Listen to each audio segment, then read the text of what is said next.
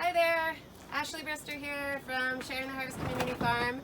I'm doing a little demo on how we start seeds here at the farm and hope to give you some tips if you're trying to start seeds at home. Now is the perfect time to start early crops like lettuce, different kinds of mustard and Asian greens, kale, chard, spinach, all those cool weather loving crops. The leafy crops tend to do well this time of year. Also early herbs that tend to like it a little cooler, cilantro and parsley. That's the perfect time to start those herbs as well. So the soil that we use here at the farm, we buy some propagation mix. We're not sponsored by them, but we love Vermont compost. It's on the pricier side, so we definitely try to be frugal. That's why we have we fill all the trays inside this tub so we don't lose any of this precious soil. So the method that I use, these are 98 cells. So we're going to sow some lettuce and spinach today, and these are, when I say 98, that means the number of cells per tray. So this is an ideal cell size to start your lettuce and spinach. And when they're ready to go up, you can just pop them out and they're ready to go into your garden. So what I do is sometimes people have a tendency to try to fill the individual cells. The fastest way is just to mound it on up, and then you're not pressing down too hard. You want to keep that air. You don't want to compress the soil too much because plants need like a little air in their roots for the roots to grow. So I'm just gently pressing that down, minding the edges, and the center will take care of itself. And then what I do, instead of pressing all those cells down individually, I just use gravity to lightly tamp down the soil. And usually it's the corners that are a little less full. So then I'll go back and fill them up.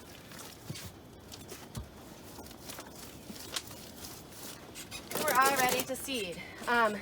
Now, when it comes time to sowing the seeds, you want to take into account the size of your seed. So, right here we have a romaine lettuce that we can sow. We use. My hands are all dirty. Usually, I don't use my gloves, but I'm trying to be COVID responsible. We like to use. Hold on, I'll be right back. I like to use. This is my favorite seeding tool. Not everybody likes this, but it's a little, I forget what it's called, but you can get these at Johnny's Selected Seeds, and it's a little funnel that you can use to pour your seeds into. Actually, maybe we should get the actual one. This is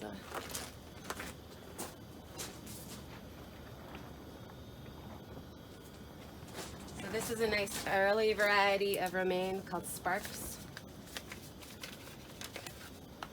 Just gonna pour that into my little funnel. And then you can see the seeds are pretty small. So the key is when you're seeding to think about the width of the seed and then to plant twice at the depth. The depth of the seed should be twice the width of the seed. So these are tiny. So basically, just a couple centimeters deep is all you need. So to do that, there's two different methods. You can just use your hand to gently make your holes like that.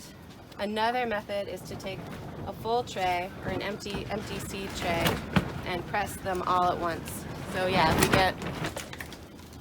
you get an empty stack of trays. Another faster method is just to use this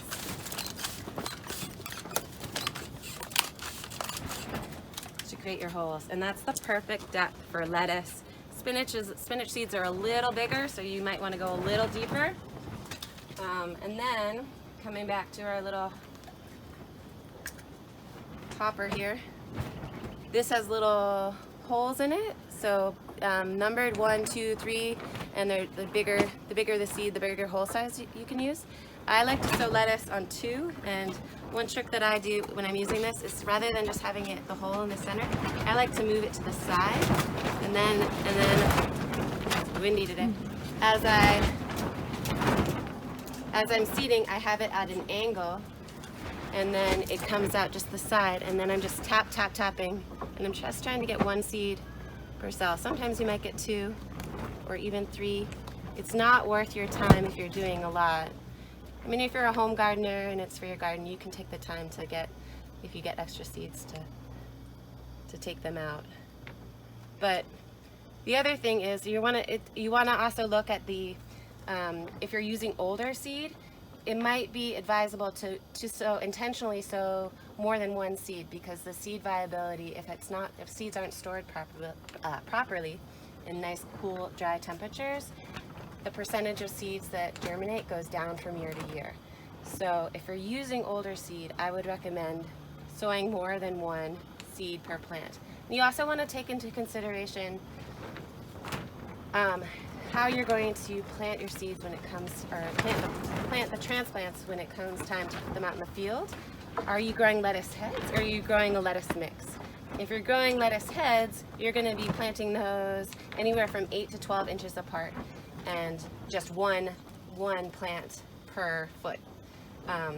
If you're doing a lettuce mix, which we're going to be doing an all-star lettuce mix today, we're going to put 3 to 4 seeds per cell, and then we're going to plant them a lot closer in the garden, and then we're going to cut them for baby mixes, for those nice spring mixes.